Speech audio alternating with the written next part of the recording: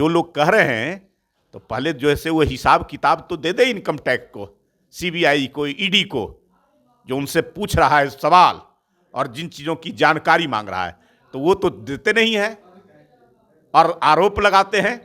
इस सरकार में स्वतंत्र कर दिया गया है कि सबको पकड़िए, कोई किसी कितना पद पर बैठा हो, किसी दल का हो, कोई जो है से भ्रष्टाचारी बच न सके। जैसे जैसे चुनाव नजदीक आता जाएगा, इंडी गठबंधन समाप्त होता जाएगा, कोई पार्टी उसके साथ नहीं रहने वाला है, सब जो है छोड़ छोड़ कर करके भाग जाएगा और एनडीए विस्तृत होता जाएगा, उसका दायरा बढ़ता जाएगा, एनडीए के साथ लोग जुड़ते जाएंगे। बताएगी आपको जनता, ये कह रहे हैं। 24 में तो पता चल जाएगा ना। 19 में बिहार में 39 सीटें आई थी, इस बार 40 की 40 सीटें आएगी, एक भी नहीं। नाव डूबने वाला है, सबको पता है कि मोदी जी का जो रुतबा है, या मोदी जी जो दुनिया के सबसे पॉपुलर व्यक्ति हैं, सबसे चर्चित व्यक्ति हैं, सबसे ज्यादा प्रभावशाली व्यक्ति हैं। 2024 का लोकसभा चुनाव अब बेहद ही नजदीक है। ऐसे में जो है विपक्षी पार्टी अब बीजेपी पे हमलावर है और जिस तरह से ईडी की कार्रवाई चल रही है विपक्ष के भ्रष्टाचारी नेताओं पे, उसको लेकर के जो है तमाम विपक्ष के नेता जो है हमलावर है और कह रहे हैं कि बीजेपी डर गई है, इसीलिए इस तरह की कार्रवाई कर रही है। वहीं बिहार के पूर्व उप मुख्यमंत्री तेजस्वी यादव ने कहा है कि देखिए इनका जो है अहंकार बता रहा है और 24 में इनके अहंकार को जनता तोड़ेगी। इस पे बात करने के लिए हमारे साथ बीजेपी के प्रवक्ता है प्रेम रंजन पटेल जी। कैसे देख रहे हैं आप, लोग अहंकारी हो गए हैं, ईडी की कार्रवाई को लेकर के बोल रहे हैं?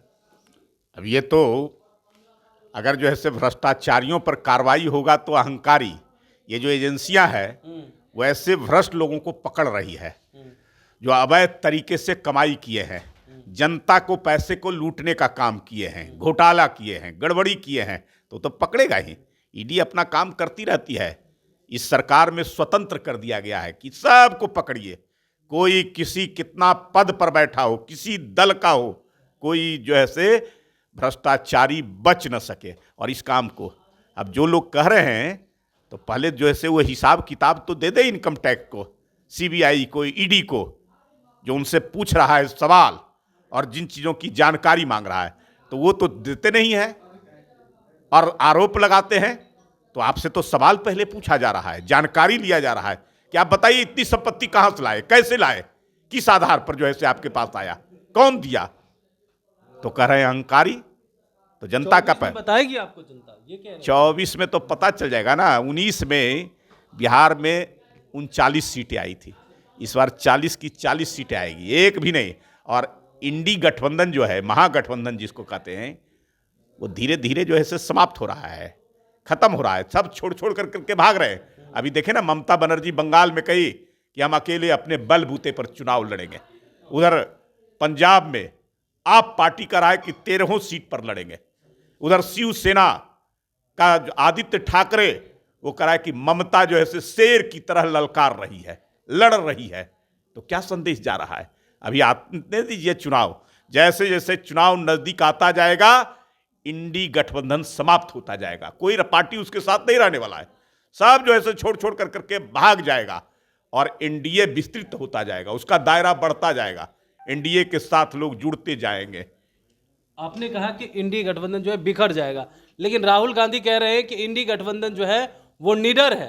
अच्छा, और निडर है और वह डर की तरफ सीएम नीतीश कुमार चले गए। बिखरना शुरू हो गया ना इंडी गठबंधन। ये बताइए कि इंडी गठबंधन बनाने का काम किसने किया था? बिहार के मुख्यमंत्री नीतीश कुमार, जिनकी देन थी कि सभी पार्टियों के सभी नेताओं के दरवाजे दरवाजे जा करके सबको इकट्ठा किए थे। पहली बार पटना में बैठक किए और उन्होंने कहा कि हम लाख कोशिश कर रहे थे, लेकिन ये लोग अपनी आदतों से सुधर नहीं सकते हैं। अंतिम में हमको फिर से फैसला लेना पड़ा कि इन लोगों के बूते में नहीं है लड़ना। इन लोग जो है से कभी लड़ाई को सही तरीके से लड़ ही नहीं सकते हैं, इसलिए जो है से हमको फैसला लेना पड़ा। तो इंडी गठबंधन तो ऐसे ही समाप्त हो गया। जो बनाने वाले व्यक्ति थे वही छोड़ दिए, तो अब इंडी गठबंधन रहा कहाँ? जो पार्टियां बाकी जो है से वो भी छोड़ कर करके चली जाएगी। आप लोग डर गए हैं 24 में, इसीलिए जो है ना गठबंधन को तोड़ रहे हैं, वो लोग आरोप लगा रहे हैं। ये तो अपने बिखर रहा है ना, अपने कारनामे से।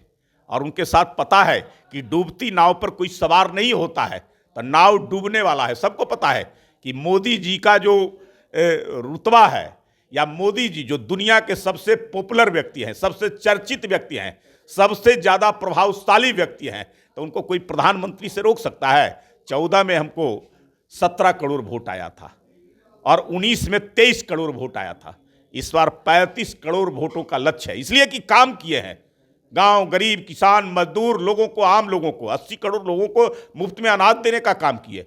51 करोड़ से ज़्यादा लोगों को हम लोग जनधन खाता का खुलवाने का काम किए। डीबीटी के माध्यम से विकास की योजना, जो उनके योजनाएं बनती है गरीबों के लिए, लाभार्थियों के लिए, उनको सीधे जो है से पैसा उनके खाते में जा रहा है। 12 करोड़ से ज़्यादा लोगों को स्वच्छता अभियान के तहत शौचालय बनाने का काम किए हैं। लोगों को 4 करोड़ से ज़्यादा लोगों को पक्के मकान, आवास योजना, प्रधानमंत्री आवास योजना का तहत देने का काम किए हैं। लोगों के घरों में बिजली पहुंचाने का काम किए हैं। किसानों को 12 करोड़ किसानों को किसान सम्मान निधि योजना का लाभ प्रति वर्ष 6,000 रुपया का मिल रहा है। ऐसी योजना, उज्ज्वला योजना का, जिस प्रकार से 10.5 करोड़ से ज़्यादा महिलाओं को गैस का कनेक्शन मुफ्त में, तो ये सारे जो इस काम हो रहे हैं, तो इसका लाभ किसको मिलेगा? 28 करोड़ ऐसे परिवार हैं जिनको किसी न किसी प्रकार की और कई प्रकार की योजनाओं का लाभ मिला है। तो उन परिवारों का वोट मोदी की झोली में जाएगा। इसलिए मैंने कहा कि 35 करोड़ वोट का हमारा लक्ष्य है और उसको प्राप्त करेंगे। सीटें 400 से ज्यादा आएगी। बिल्कुल। तो सुन रहे थे, क्या कुछ कह रहे थे बीजेपी के प्रवक्ता प्रेम रंजन पटेल जी। इन्होंने कहा है कि देखिए, डर तो वो लोग गए और इंडी गठबंधन तो धीरे धीरे टूट रहा है। वहीं पे 24 को लेकर के भी इन्होंने कह दिया है कि देखिए, पहले जो है जनता 23 करोड़ हमें वोट दी है, अब 35 करोड़ देगी और 400 प्लस सीट जीत करके लाएंगे। Kamlesh Kumar, live Bihar, Patna. Live Bihar YouTube पर सब्सक्राइब और फेसबुक पर लाइक जरूर करें।